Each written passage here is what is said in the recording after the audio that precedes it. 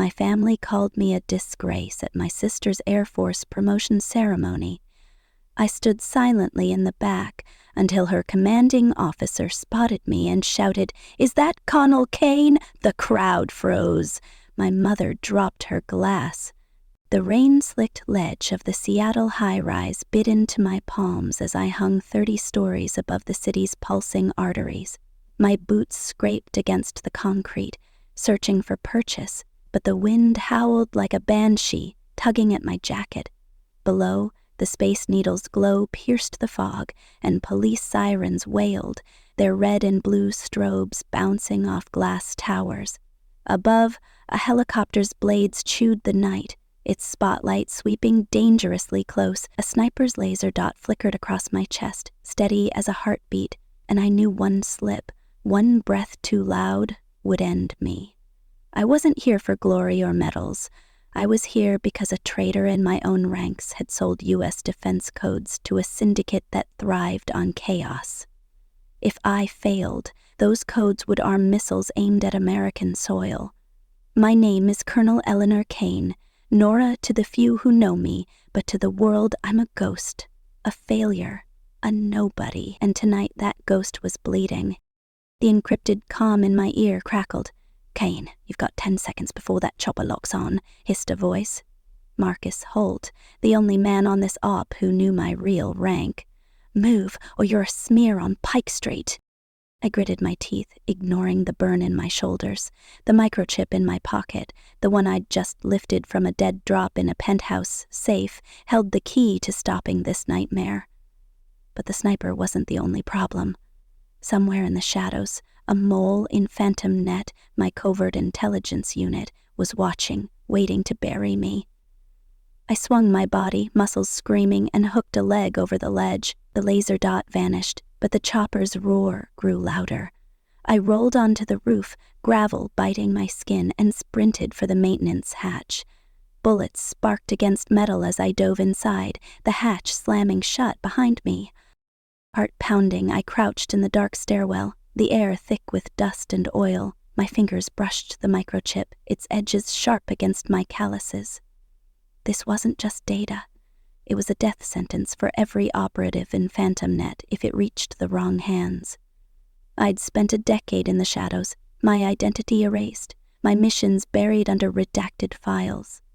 But tonight, the past I'd fought to hide was clawing its way out, and it started with a name, Victor Slade, a general I'd exposed for war crimes in Syria, a man who'd sworn to destroy me. This chip, this chase, this sniper. They were his opening move. I tapped my comm. "Holt, I'm in. Get me exfil, now." "Negative," he growled. "Streets are locked down. Cops think you're a terrorist. Syndicates got eyes everywhere. You're on your own till dawn." "Perfect," I muttered, wiping blood from a gash on my arm. Dawn was 6 hours away, and Seattle wasn't exactly forgiving to a woman with no name and a price on her head, but I'd survived worse. I always did. The stairwell led to a service elevator, its hum a faint promise of escape. As it descended, I leaned against the wall, my breath steadying. 10 years ago, I was Eleanor Kane, West Point's golden child, destined for stars on my shoulders. Then came the classified incident. A breakdown no one understood, a scandal no one forgave. My family called me a quitter, a civilian, a stain on their military legacy. My sister, Captain Abigail Kane, Abby to those who adored her, stood tallest among them, her medals gleaming while I faded into their scorn. They didn't know I'd enlisted in Phantom Net, a Black Ops program that scrubbed my existence for high-risk missions. They didn't know the scars I carried, the lives I'd saved, or the enemies I'd made. And they sure as hell didn't know I was a colonel, outranking Abby by a mile. The elevator dinged and I stepped into a basement garage, the air heavy with gasoline and damp concrete. My burner phone buzzed. A text from my mother, retired Major Evelyn Kane. "Gala tonight. Be there. Don't embarrass us. No warmth, no questions, just a command like I was still the 17-year-old she'd written off. The gala was for Abby's promotion to captain, a glittering event at the Fairmont Olympic Hotel where Seattle's elite would toast her brilliance. I'd be there not because I wanted to, but because duty demanded it. Phantom Net had intel on a mole surfacing at the event, and I was the only one who could stop them. I slipped into a stolen sedan, the keys left under the mat by a contact I'd never met. The city blurred past. Neon signs, homeless encampments, tech bros spilling out of bars. Seattle was a paradox, all sleek skyscrapers and gritty underbelly, a place where secrets thrived. I parked 2 blocks from the Fairmont, trading my tactical gear for a plain gray blazer and slacks. No insignia, no flash, just enough to blend in. The microchip went into a hidden pocket, its weight a constant reminder of the stakes. The Fairmont's ballroom was a sea of crystal chandeliers and dress uniforms, the air thick with champagne and self-congratulation. I lingered near the edge, a shadow among the glitter. Abby stood center stage, her captain's bars gleaming, her smile polished for the crowd. She was everything they wanted, poised, heroic, the pride of the Kane family. My parents, Evelyn and Colonel Richard Kane, beamed from the head table, their pride reserved for her alone. I was the afterthought, the dropout, the one they'd rather forget. "Nora, you made it," my cousin Derek drawled, his tuxedo straining against his gut. "Still slinging coffee at Starbucks, or did you upgrade to Uber?" The table laughed, their eyes sliding over me like I was furniture. I smiled, sharp and surgical. "I'm better at blending in now, Derek. You should try it sometime." The jab landed, but they didn't care. To them, I was the punchline, not the threat. My mother caught my eye, her lips thinning. "Nora, grab more wine from the bar. Don't dawdle." No greeting, no questions about the decade I'd been gone. I nodded, moving through the crowd, my senses on high alert. The mole was here, somewhere among the brass and bureaucrats, and the microchip in my pocket was their target. I scanned faces, noting exits, calculating angles. Then my burner buzzed again. An encrypted alert from Phantom Net. Mole activated Obsidian Protocol. Breach. Imminent. Neutralize at all costs. My blood froze. Obsidian Protocol was my creation, a digital failsafe to lock rogue agents by freezing their access. I'd built it to protect Phantom Net, but someone had hijacked it, turning it into a weapon to expose every operative's identity. If it went live, agents across the globe would be hunted down, and I'd be framed as the traitor who sold them out. Right when I was dodging bullets on that rooftop, I slipped into a service corridor, the gala's chatter fading behind me. My fingers flew over the burner, pulling up trace logs. The breach originated from a device I'd left behind years ago, a microchip I'd hidden in a jacket I gave Abby. My stomach twisted. Abby the Golden Child had no idea what she'd touched. She must have found the chip, tried to access it, and tripped a virus planted by someone who knew my every move. Someone like Victor Slade. Slade was a name I'd buried in Syria, a general whose war crimes I'd exposed. He'd ordered a civilian safe house bombed, claiming it was a terrorist hub. I'd defied him, saving 23 lives, and reported him to the Pentagon. His career ended in disgrace, but his hatred for me burned eternal. This breach, this mole. It was his revenge, and Abby was the unwitting spark. I rejoined the gala, my pulse steady despite the storm inside. Abby was laughing with a senator, oblivious to the chaos she'd unleashed. I approached, keeping my voice low. "Abby, we need to talk." "Now." She frowned, her eyes flicking to the crowd. "Nora, this isn't the time. I'm in the middle of—" "It's about the jacket I gave you," I cut in. "Did you find something in it?" Her face paled, just for a second, but it was enough. "How did you—" She stopped, glancing at the senator who was now watching us. "Outside, 5 minutes." I nodded, retreating to the bar, my mind racing. Abby had the chip, and she'd used it. The question was why. Curiosity, suspicion, or something darker? I didn't trust her, not yet, but I couldn't report her either. She was family, and family, even one that despised me, was a line I didn't cross lightly. The next 5 minutes were a blur of small talk and fake smiles, my eyes never leaving the exits. Then Abby appeared, her uniform crisp, her expression guarded. We stepped onto the hotel's rooftop terrace, the city sprawling below us. Rain misted the air, and the Space Needle loomed like a silent judge. "Spill it, Nora," she said, arms crossed. "What's with the jacket? And why do you look like you're about to bolt?" I didn't sugarcoat it. There was a microchip in the pocket. You accessed it, didn't you? Her jaw tightened. "I found it last week. Thought it was yours, maybe some old West Point project. I plugged it into my tablet to check. It asked for a password, then locked up. That's it." "That's enough," I said, my voice low. "You triggered a virus, Abby. It's tearing through Phantom Net, exposing agents. If we don't stop it, people die." Her eyes widened, but she didn't back down.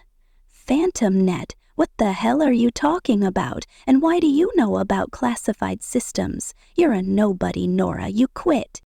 The words stung, but I didn't flinch. "I didn't quit.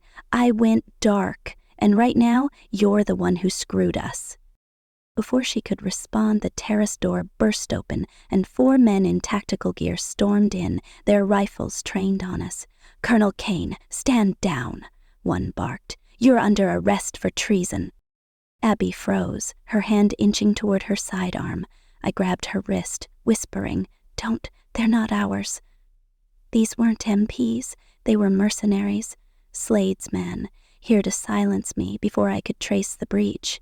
The gala's noise covered their approach, and the rooftop was a perfect kill zone. "Run!" I hissed, shoving Abby toward the fire escape. Bullets cracked the air as we sprinted, the mercenaries closing in. I vaulted over the railing, landing on the narrow metal stairs, Abby right behind me. The city's lights spun below, a dizzying drop to the pavement. We descended 2 floors before the mercenaries reached the ledge, their flashlights slicing through the dark. "Keep moving!" I shouted, my boots pounding the rusted steps. A bullet grazed my shoulder, hot pain flaring, but I didn't stop. Abby's breath was ragged, her training kicking in despite her shock. We hit a landing, and I kicked open a window, dragging her into an empty office suite. The glass shattered behind us as the mercenaries fired, their shouts echoing in the night. Inside we crouched behind a desk, the room lit only by the glow of computer screens.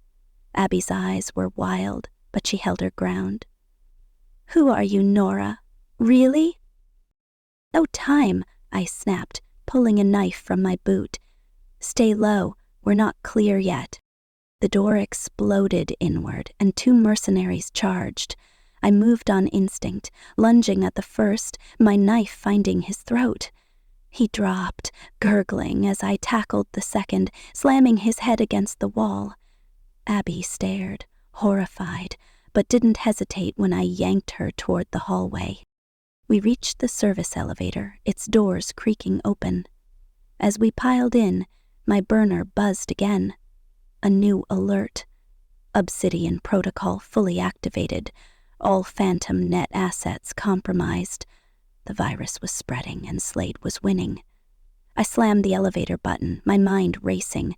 Abby's mistake had lit the fuse, but I was the one who'd left the chip in her hands. This was on me, and I'd be damned if I let it burn us all. The elevator lurched downward, and Abby finally spoke, her voice shaking. "Your colonel? That's real?" "Real enough," I said, checking my knife for blood. "And you just stepped into my war." She didn't respond, but the look in her eyes wasn't resentment anymore. It was fear, mixed with something I hadn't seen in years. Respect. The elevator dinged, and we stepped into the garage, the same one I'd used earlier.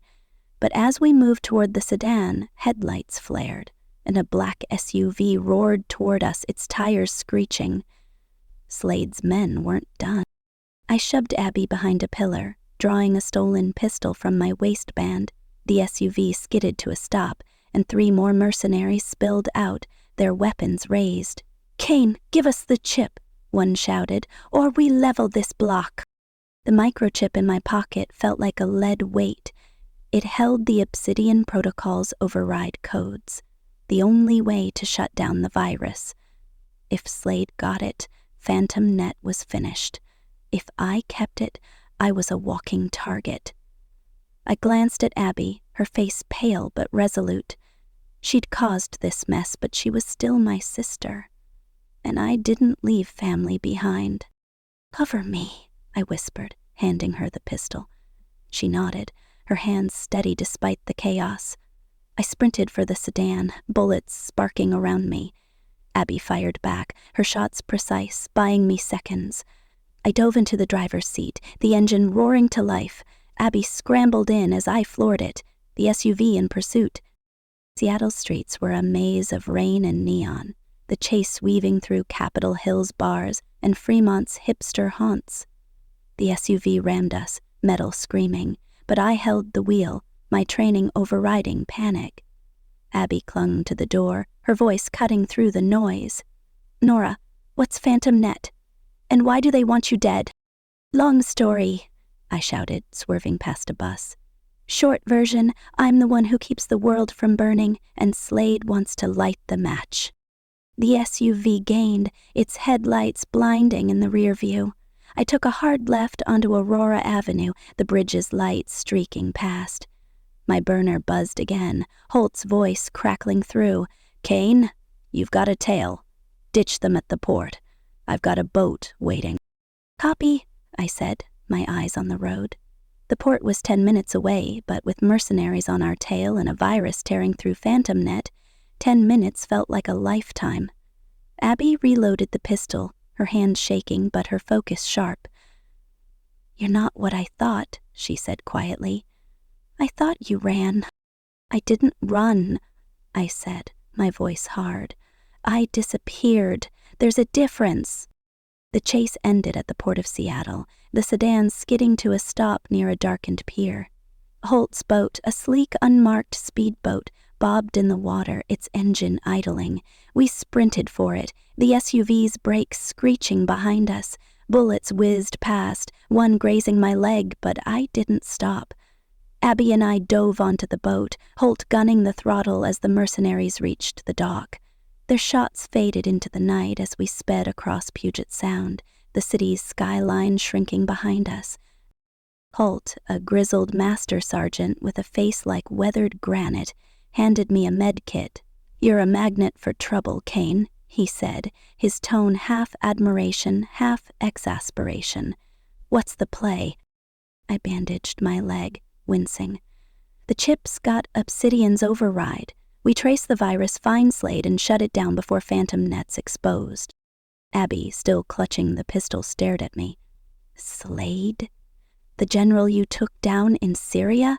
That's who's behind this?"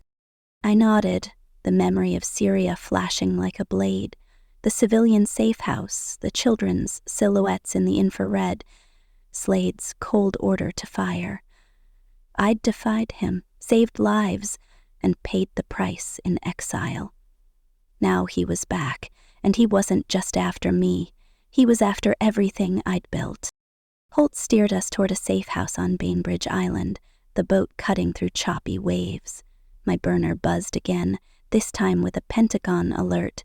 "Colonel Eleanor Kane, report to Joint Base Lewis McCord. Security breach detected. Failure to comply will result in treason charges." The words hit like a punch. Slade's virus had already pinned my name to the breach, painting me as the traitor. By dawn, every agency in D.C. would be hunting me. I looked at Abby, her face lit by the boat's dashboard. "You're in this now," I said. "Help me stop Slade, or walk away and let me take the fall." She didn't hesitate. I'm in. But you owe me answers, Nora. All of them. I nodded, the weight of her trust heavier than the chip in my pocket. The safe house loomed ahead, a squat cabin hidden in the pines, but as we docked, a new sound cut through the night. A low hum, like a drone. My gut twisted. Slade wasn't done.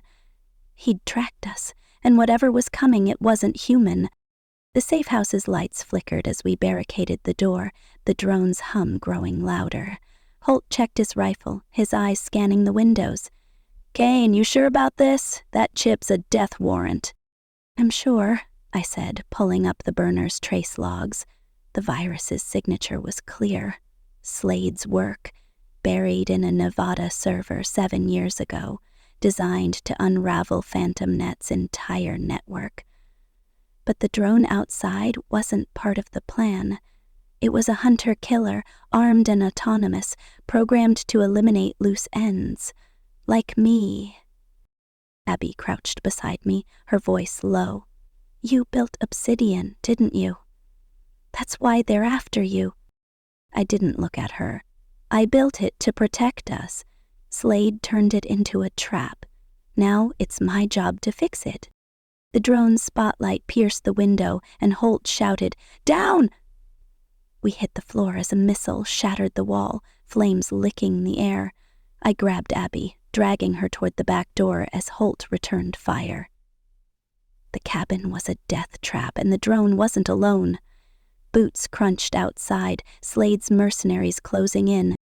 We burst into the woods, the rain soaking us as we ran. The drone's hum followed, its sensors locking on. I pulled a signal jammer from my pack, a prototype I'd kept from my last op. It wouldn't stop the drone, but it might buy us time. I activated it, and the hum faltered, the drone veering off course. Holt caught up, blood streaming from a gash on his forehead. "Nice trick, Kane. Got any more?" "Not enough," I said, my leg throbbing. "We need to reach Lewis McCord. Colonel Vaughn's waiting, and she's not the patient type." Vaughn was PhantomNet's overseer, a woman who'd climb over corpses to protect the program. She'd tasked me with tracing the breach, but her trust was thin. If she thought I was compromised, she'd burn me without a second thought. The base was our only shot at accessing the server logs and stopping Slade, but it meant walking into a lion's den with my name already on the kill list. We stole a fishing boat, crossing back to the mainland under cover of dawn. Lewis McCord's gates loomed as we approached, the NPs eyeing us like we were plague carriers. My badge and generic untraceable got us through, but the whispers followed. "That's her," one soldier muttered, "the ghost colonel." The rumor mill was already churning, and Abby's stunned silence didn't help. Thing's office was a steel and glass fortress, her desk littered with classified files. She didn't stand when we entered, her eyes cold as Arctic ice. "Kane, you've got 24 hours to trace this breach, or I hand you to the Pentagon myself. And don't think your rank saves you." "Understood," I said, my voice steady. "But I need Abby and Holt. They're clean." Vaughn's gaze flicked to Abby, who stood rigid, her captain's bars gleaming. "Your sister's the one who triggered this. Why should I trust her?" "Because I do," I said, the words heavier than I meant. Abby's eyes met mine, a flicker of something new. Gratitude, maybe? Or guilt? Vaughn nodded, reluctant. 24 hours. Don't screw this up." We sat up in a secure lab, the air humming with servers in tension. The trace logs confirmed my worst fears. The virus was Slade's, planted during his last days in PhantomNet. It was designed to expose every operative, but it had a secondary target? Me. Every file it touched carried my signature, framing me as the mole. The Pentagon's treason charge wasn't a mistake. It was Slade's endgame. Abby worked the console beside me, her fingers shaking but precise. "I didn't know, Nora. I thought the chip was just yours. It was, I said, not looking at her. My mistake was leaving it behind. Holt, cleaning his rifle, broke the silence. Your sister's got guts, Kane. Yemen, 2 years ago. She went rogue to save hostages. No backup, just her and a medic. Brought 'em all back. I glanced at Abby, seeing her in a new light. Why didn't you tell me? She shrugged, her voice tight. You were gone. I didn't think you cared. The words hit harder than the bullets in Seattle. I'd vanished to protect them, to shield my family from the shadows I had lived in, but in doing so I'd left Abby to carry her own wars alone. Before I could respond, the lab's alarms blared, red lights flashing. Intruder alert, the system announced. Server room compromised. We sprinted to the server room, Holt in the lead. The door was ajar, the air inside thick with ozone. A figure in black was jacked into the mainframe, their screen flashing with Obsidian's code. I tackled them, ripping the cable free, but not before the virus surged, locking us out. The figure, a PhantomNet agent named Carter, stared up at me, blood trickling from his nose. Slade's got you, Kane, he spat. You're already dead. Holt restrained him, but the damage was done. The virus had spread to the base's drone command, redirecting live units to U.S. cities, Seattle, D.C., LL, all targets, all under my name. The lab's monitors lit up with news feeds. Rogue Colonel Kane linked to drone attacks. The base split instantly, half the personnel calling me a traitor, the other half whispering I was framed. The controversy exploded, soldiers arguing in the halls, some drawing weapons. Vaughn's voice crackled over the comm. Kane, you're locked out. Surrender or I take you down. I looked at Abby, her face pale but fierce. We're not done, I said. Slade's in Tacoma, running this from a safe house. We find him. We end this. She nodded, gripping her rifle. Holt cracked his knuckles. Let's hunt. The base was a powder keg, but we slipped out through a service tunnel, the rain masking our steps. Tacoma was 30 miles away, Slade's safe house a needle in a haystack. But I had the microchip, the override, and a sister who'd finally seen me for who I was.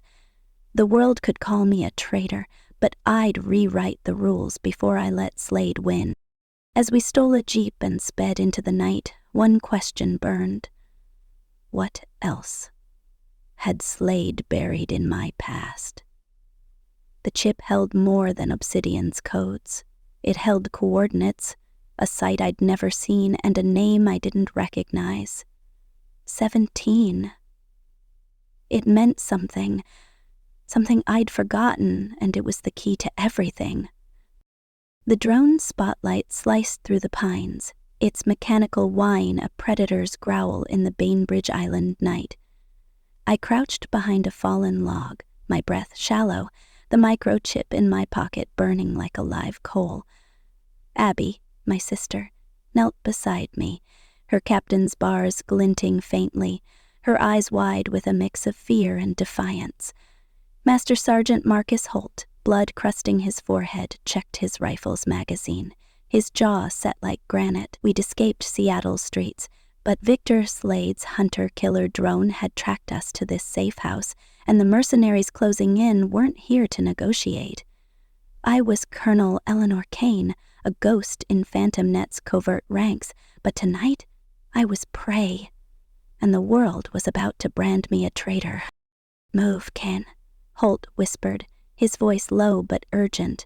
That thing's got thermal. We're sitting ducks. I nodded, my leg throbbing from the Gray's wound, my mind racing. The microchip held Obsidian Protocol's override codes, my only shot at stopping Slade's virus from exposing every PhantomNet operative. But Slade, the disgraced general I'd buried in Syria, had turned my own creation against me, and his second trigger loomed like a guillotine. The drone's hum grew louder, its spotlight pinning the cabin's runes, now a smoldering heap from its missile. I grabbed Abby's arm, pulling her toward the woods. Stay low. We hit the shore. Holt's got a fallback. She didn't argue, her training kicking in despite the chaos. We sprinted through the underbrush, branches clawing at us, the drone's sensors whirring behind. Holt covered our rear, his rifle barking as mercenaries' boots crunched closer. My signal jammer had bought us minutes, but it was failing, its battery drained. The shore was a quarter-mile away, a rocky strip where Holt's second boat waited. If we could reach it. A burst of gunfire shredded the trees, and Abby stumbled, a cry escaping her lips. I yanked her behind a boulder, checking her for blood. "I'm fine," she gasped, clutching her ankle. "Twisted it. Keep going." "No chance," I said, slinging her arm over my shoulder. Holt caught up, his face grim. "They're flanking us, Kane. We fight or we die." I scanned the darkness, my pulse steady despite the odds. "Fight," I said, handing Abby my knife. "You hold this rock. Holt, take the left. I'll draw their fire." Holt nodded, vanishing into the shadows. I crept forward, my stolen pistol heavy in my hand. The drone spotlight swept past, missing me by inches. I spotted 2 mercenaries advancing, their night vision goggles glowing green. I aimed, firing twice. Clean headshots. They dropped, but the drone pivoted, its missile lock beeping. I dove as the ground erupted, dirt and flames searing my back. Pain screamed through me, but I rolled to my feet, sprinting for the shore. Abby's voice cut through the chaos. "Nora, behind you!" I spun, a mercenary's blade flashing toward my throat. I caught his wrist, twisting until bones snapped, and drove my elbow into his face. He collapsed, but the drone was back, its missile reloading. Holt's rifle roared, and the drone sparked, plummeting into the trees with a deafening crash. "Move!" he shouted, hauling Abby to her feet. We reached the shore, the second boat, a battered fishing skiff bobbing in the waves. We piled in, Holt gunning the engine as mercenaries fired from the cliffs. Bullets plunked into the water, but the darkness swallowed us. Puget Sound's currents carrying us toward Tacoma. My burner phone buzzed, a Pentagon alert flashing. "Colonel Kane, you are a Tier 1 threat. Surrender or face lethal force." Slade's virus had done its work, pinning the breach on me. By morning, every agency from Langley to Fort Meade would have my name on a kill order. Abby, nursing her ankle, stared at me. "They think you're a traitor. How do you live like this, Nora?" "I don't live," I said, my voice flat. "I survive, and right now, you're surviving with me." Holt steered us toward Tacoma's industrial waterfront, the city's cranes looming like skeletal giants. Slade was here, hiding in a safe house, orchestrating the virus that had hacked Pentagon Wargames servers and redirected live drones to U.S. cities. My name was on those commands, a digital noose tightening with every second. But Abby's confession, her admission of resenting my failure at West Point, now replaced by awe at my sacrifices, had forged a fragile alliance. She'd caused this mess, but she was ready to fight for me, and that was enough. The skiff docked at a derelict pier, the air thick with salt and oil. Holt led us to a safe house in Tacoma's warehouse district, a concrete bunker disguised as a shipping office. Inside, monitors hummed, and a single laptop waited, its screen flashing with PhantomNet's trace logs. I plugged in the microchip, my fingers steady despite the pain in my back. The logs confirmed Slade's proximity. A safe house 3 miles away, masquerading as a defense contractor's hub, but the virus's reach was worse than I'd feared. It had infected drone command pathways, targeting Seattle, D.C., and Los Angeles. If those drones launched, thousands would die, and I'd be the scapegoat. Abby watched the screen, her face pale. "I did this, didn't I? I opened that chip." "You lit the fuse," I said, not sugarcoating it. "But Slade built the bomb,"